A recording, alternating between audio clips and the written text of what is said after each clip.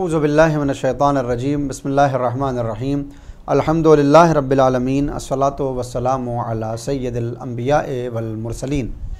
हाज़रीन व सामईन, माह रमज़ान मुबारक की मुबारकबाद के साथ आज हाज़िर हूँ तीसरे दिन की दुआ में कि जिसमें खुदावंद आलम ने हमसे ये चाहा है कि हम उन बातों को तलब करें कि जो बातें हमको कामयाब व कामरान बनाती हैं। खुदावंद आलम ने इस महीने में अपने दस्तरखान रहमत को फैला दिया है और बुलाया है मोमिनों को और बंदों को कि आओ, मेरी रहमत का दरवाज़ा खुला हुआ है और मैं ये चाहता हूँ कि तुम सब के सब मुझसे वो तलब करो जो मैं देने के लिए आमादा हूँ। लिहाजा कुरान करीम की आयत कि जब मेरा बंदा मुझे आवाज़ देता है तो मैं उसकी आवाज़ को सुनता भी हूँ और उसे जवाब भी देता हूँ। लिहाजा इस तीसरे दिन हमें दुआ करना चाहिए, अल्लाहुम्मा रज़ुक़नी फ़ीहि ज़हना व तंबीह व बाइदनी फ़ीहि मिनस्सफ़ाहत व तमवीह वजअल्ली नसीबम मिन कुल्लि खैर तुनज़िलु फ़ीहि बिजूदिका या अजवदल अजवदीन। खुदावंद आलम से तीसरे रोज़ हम दुआ करते हैं, बारे इलाहा इस माह में मुझको ज़हानत और तवज्जुह अता कर और बेअक्ली और मक्कारी से मुझे दूर रख, और ए तमाम सखावत करने वालों में सबसे ज़्यादा सखी, जो कुछ के इस शब में खैर और बेहतरी तो नाजिल करेगा इसमें मेरे लिए भी हिस्सा करार दे। अगर आप गौर फरमाएँ तो खुदावंद आलम से इस दुआ में हम अपनी जहालत और मक्कारी को दूर रखने की दुआ करते हैं और ज़हानत चाहते हैं खुदावंद आलम से, ऐसी ज़हानत कि जो मेरा रिज़्क़ बन जाए, और इस रात में नाजिल होने वाली तमाम नेमतों में भी हम अपना हिस्सा चाहते हैं। अगर आप गौर फरमाएं, इंसान की सफ़ाहत और जहालत जो इंसान को पस्त से पस्तर बनाती चली जाती है, अगर हकीकी माना में किसी के पास इल्म ना हो और वो जाहिलों में शुमार हो जाए तो फिर चंद खराबियाँ उसकी ज़ात में दिखाई देती हैं। पहली खराबी है इन्हिराफ अक़ीदा। इंसान की जहालत उसके अक़ीदे के मुनहरिफ हो जाने का सबब बन जाया करती है। इंसान को जब इल्म ना हो कि उसका खालिक कौन है, उसका मालिक कौन है, उसको पैदा किसने किया है, उसको मर के कहाँ जाना है, तो फिर वो इस दुनिया की ज़िंदगी को ही अपना सरमाया समझता है और खुदा का इनकार करते हुए, रसूल और अइम्मा का इनकार करते हुए अपनी ज़िंदगी को बद से बदतर बनाता चला जाता है और ऐसे अक़ीदों में गिरफ़्तार हो जाता है कि जिनका ताल्लुक़ तौहीद, अदालत, नबूवत और इमामत व क़यामत से नहीं होता। इंसान के पास अगर जहालत हो, अगर सफ़ाहत हो, मक्कारी हो और बेअक्ली हो तो फिर इंसान अपने आप को बहुत बड़ा समझने लगता है, और जब वो अपने आप को बड़ा समझता है तो फिर इसके जो नुक़सानात और ख़तरात उसकी ज़िंदगी में लाहक होते हैं उनसे वो उस पस्ती में गिर जाता है कि जिस पस्ती का तज़किरा कुरान करीम में सूरह 3 में कुरान करीम में मौजूद है। वत्तीन वज़्ज़ैतून वतूर सीनीन वहाज़ल बलदिल अमीन लक़द खलक़नल इंसान फ़ी अहसन तक़वीम सुम्मा रददनाहु अस्फ़ला साफ़िलीन। खुदावंद आलम ने इस सूरह में 4 कसमें खाई हैं, 3 की कसम यानी अंजीर की कसम, जैतून की कसम, तूर सीना की कसम, अमन वाले शहर मक्का की कसम, कि हमने इंसान को अशरफुल मखलूक़ात बनाया,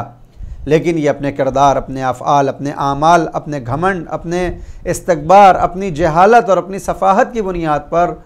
जब बिगड़ने लगता है तो रोज़ क़यामत सुम्मा रददनाहु अस्फ़ला साफ़िलीन, हम इसको जहन्नम के आखिरी तबक़ात में डाल दिया करते हैं। लिहाजा इंसान की जहालत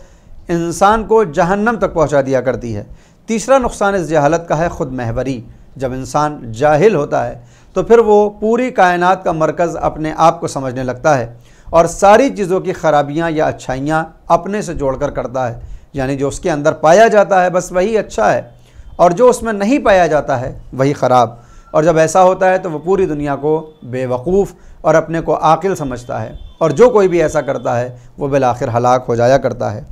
जहालत का चौथा असर ये होता है कि वो दूसरों पर इल्ज़ाम लगाता है। जाहिल इंसान कभी अपनी गलती को कबूल नहीं करता बल्कि अपनी गलतियाँ भी दूसरों पर थोपा करता है। नंबर 5, जो जाहिल होता है वो अपने आप को हिदायत याफ्ता और बाकी मानदा को गुमराह समझता है। हमने पिछले 50 और 100 बरस में यही देखा है कि जो अफराद दीन से दूर थे अपने आप को काबिल समझा करते थे और दीन को इंसानों की गलती महसूस किया करते थे, اور جاہلوں کا آئین سمجھتے تھے، ان کی نگاہ میں بس وہی عقل والے تھے، جبکہ آہستہ آہستہ اس کائنات نے یہ دکھا دیا اور تجربوں نے یہ بتایا کہ جو دین والے افراد ہوتے ہیں ان کے یہاں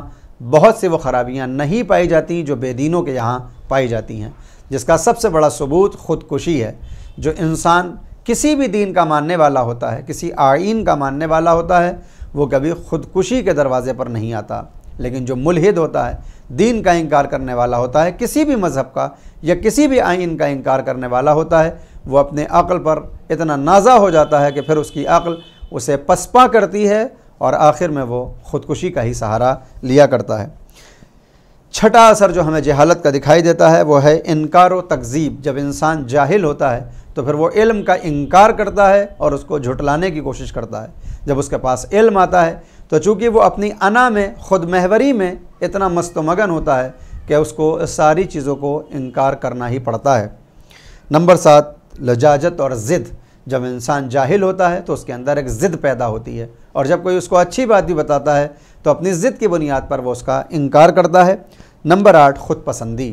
جہالت کا 8واں اثر ہے خود پسندی، کہ جہاں انسان خود پسند ہو جاتا ہے، یعنی اپنے ہی آپ کو سب سے بہتر اور سب سے اعلیٰ اور بالا سمجھتا ہے۔ لہٰذا ہمیں دعا کرنا چاہیے پورے برس، بالخصوص تیسرے دن کی دعا میں جب ہم کہتے ہیں اللہم ارزقنی فیہ الذہن والتنبیہ، ذہن والتنبیہ، اے میرے پروردگار مجھے اس ماہ میں ذہین قرار دے، ذہانت عطا کر دے،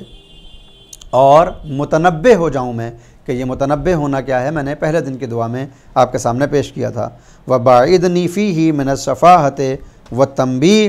اور بے عقلی اور مکاری سے مجھ کو دور رکھ، اے تمام سخاوت کرنے والوں میں سب سے سخی۔ اور اس کے بعد ہم یہ کہتے ہیں کہ آج کی رات جو رحمتیں نازل ہونے والی ہیں ان رحمتوں میں میرا بھی حصہ ضرور شامل رہے۔ یقیناً ماہ رمضان میں خداوند عالم کی طرف سے جو رحمتیں نازل ہوتی ہیں ان کو انگلیوں پہ نہیں گنا جا سکتا، ان کو عدد میں شمار نہیں کیا جا سکتا، کیونکہ پیغمبر اسلام نے خطبہ شعبانیہ میں یہ ارشاد فرمایا کہ یہ وہی مہینہ ہے کہ جس کی راتیں تمام راتوں سے افضل، جس کے دن تمام دنوں سے، اور جس کی گھڑیاں، جس کے وقت، جس کے ایک ایک منٹ اور ایک ایک گھنٹے دنیا کے تمام پورے برس کے تمام اوقات سے بہتر نظر آتے ہیں۔ یہی وہ مہینہ ہے کہ جس میں سونے کو عبادت اور سانس لینے کو تسبیح سے مشابہت دی گئی ہے اور ثواب عطا کیا گیا ہے۔ لہٰذا اس رحمت کے مہینے میں، اس برکت کے مہینے میں، اس شرف کے مہینے میں، اس مغفرت کے مہینے میں پروردگار سے اس کی رحمتوں کو جلب اور حاصل کرنے کی کوشش کرنی چاہیے، اور یہ کوشش بس 2 عمل سے ہی حاصل ہوتی ہے، اور یہ نتیجہ بس 2 عمل سے ہی ہم تک پہنچے گا۔ ایک ہے قرآن کی تلاوت اور دوسرے ہے امساک۔ پیغمبر اسلام نے خطبہ شعبانیہ میں یہ ارشاد فرمایا کہ اس ماہ میں نمازیں پڑھو، اپنے ہاتھوں کو بلند کرو، اپنے سجدوں کو طولانی کرو، تاکہ ان نمازوں کے ذریعے خداوند عالم تم سے متوجہ ہو جائے اور تمہاری طرف اس کی توجہ آ جائے۔ اگرچہ خداوند عالم ہم سب کی طرف توجہ دیتا ہے، لیکن ہمارے اندر یہ شعور نہیں ہے کہ ہم اس توجہ کو سمجھ سکیں۔ لہٰذا ماہ رمضان بہترین موقع ہوتا ہے کہ جب بندہ اپنے پروردگار کی توجہ کو جلب بھی کر سکتا ہے اور متوجہ بھی ہو سکتا ہے۔ اس ماہ رمضان مبارک میں ہمیں زیادہ سے زیادہ دعا کرنا چاہیے اور یہ کوشش کرنی چاہیے کہ اپنی زندگی کو عام دنوں سے بہتر بنائیں، اس لیے کہ عام دنوں میں ہمارے 2 دشمن ہوتے ہیں۔ ایک ہمارا نفس، جسے نفس امارہ کہا جاتا ہے، جو برائیوں کی طرف امر کرتا ہے اور دعوت دیتا ہے، اور دوسرا دشمن وہ ابلیس اور شیطان ہے کہ جو قسم کھا کر آیا ہے کہ لأقعدن علی صراطک المستقیم، میں تیرے صراط مستقیم پر بیٹھ جاؤں گا۔ یہ وہ شیطان ہے جو قرآن کریم میں کہتا ہے کہ میں تیرے بندے کو دائیں جانب سے، بائیں جانب سے، آگے اور پیچھے چاروں طرف سے بہکاؤں گا۔ لیکن ماہ رمضان میں یہ ایسا کھلا ہوا دشمن ہم سے دور ہے کہ جس دشمن کو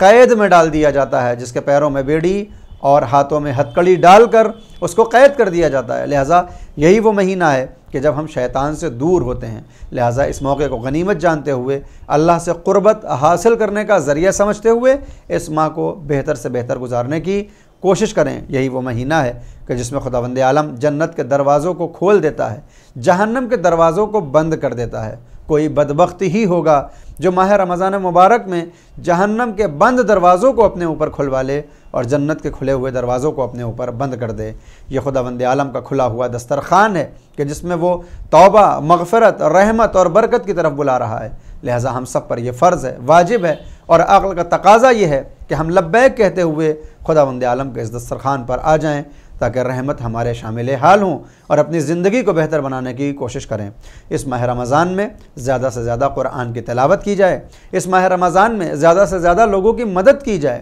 جو یتیم ہیں ان کے سروں پہ ہاتھ رکھا جائے، جو فقیر ہیں ان کے کھانے کا انتظام کیا جائے۔